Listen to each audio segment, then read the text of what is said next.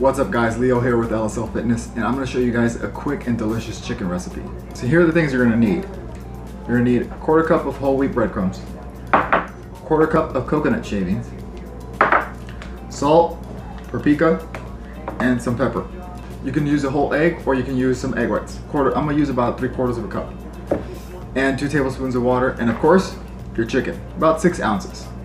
First thing you're going to do before you get started with any of this is you're going to preheat your oven at 350 degrees. So let's get started.